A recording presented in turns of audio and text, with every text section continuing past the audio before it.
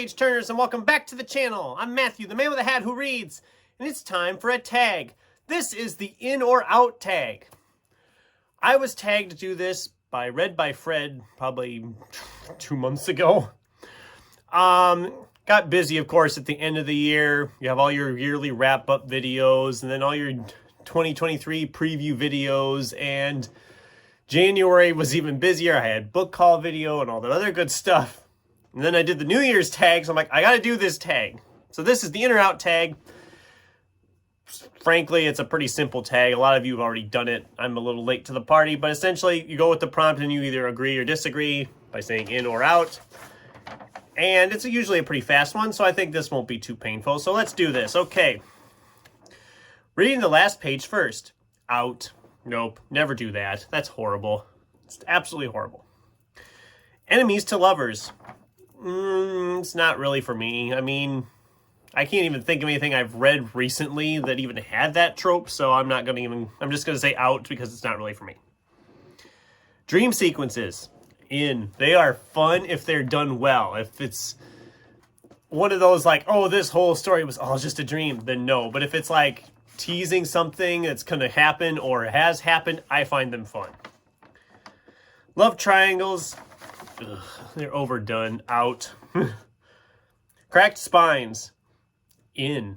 I mean, that shows the book's had some love. I mean, if it's a brand new book, obviously I don't want a cracked spine. But if it's a used book, which is usually what I get, and it has a cracked spine, I'm there for that. That tells me it's been well loved. Back to My Small Town. Pass. It doesn't really work very well. The times I have seen it, and sometimes it's just really flat out annoying. So out. Monsters are regular people. Yes, in all the way. No paragraph breaks. Out. Gotta have breaks in the paragraphs. Multi-generational sagas. No. Out. They're not for me. I just am not a fan. Rereading. In. Definitely in. I reread all the time. I wish I actually reread more because I just really enjoy it so much. It's like getting together with an old friend. Artificial intelligence. In. When it's done well. Not this, oh, we are alive, we're going to destroy the world. No. Otherwise, yeah, in. Drop caps. It doesn't really bother me. In. Happy endings. In. I don't mind a sad ending once in a while, but if it's a certain kind of story, it needs a happy ending, so. Plot points that only converge at the end.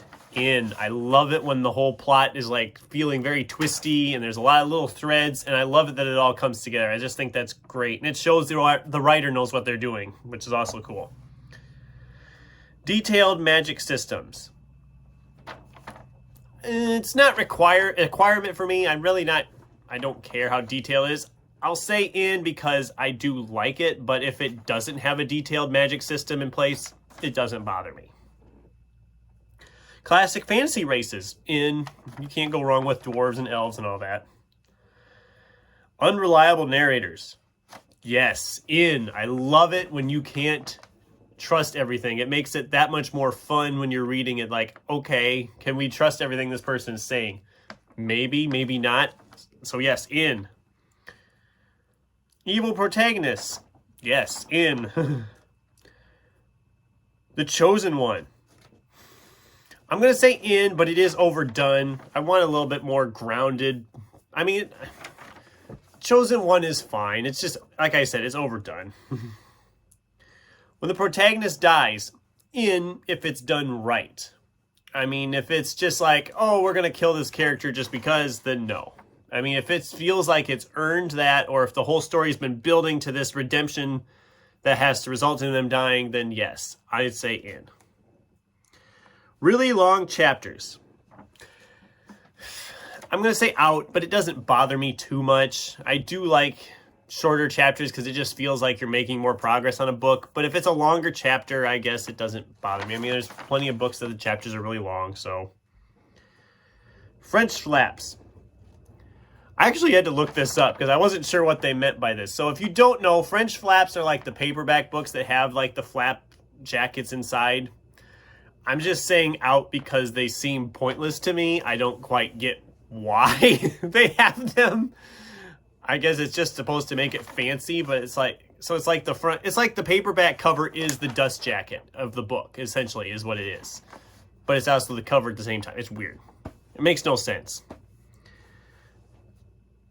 Deckled Edges, again, it's nothing like it makes me angry, but it just seems pointless to me. So I'm going to say out. I mean, it makes them look fancy, and I guess if that's your thing, that's fine, but I'm getting the book for what's inside it, not necessarily what's on the outside. I mean, you can have a book that's gold-trimmed pages, deckled edges, French flaps, the works, and if the book and story inside is garbage, then it doesn't really matter to me, so... Signed copies by the author. Yeah, it can be cool to have that. I mean, I've gotten a few that I've found in used bookshops. It makes me sad. And I have one special one up here, above me. I have Jim Butcher's Changes that's signed inside. So that it is cool. I think it's cool. So Dog earring pages. Nope. Don't do it. It's horrible. Don't do it. Out. And finally, the last one, chapter titles instead of numbers. Because they can be fun, but it doesn't really bother me if it's numbers. So that was the in or out tag. I went on tangents a little bit that I didn't mean to, so I apologize if that's annoyed you at all. But I'm not going to tag anybody. Just if you want to do this tag and haven't done it, consider yourself tagged. And yeah, so that was the in or out tag. What are your thoughts on any of my answers? Did I make the wrong answer? Did I irk some people? Maybe I did. I don't know. Let me know in the comments down below. Thanks for watching, and until next time, keep turning pages.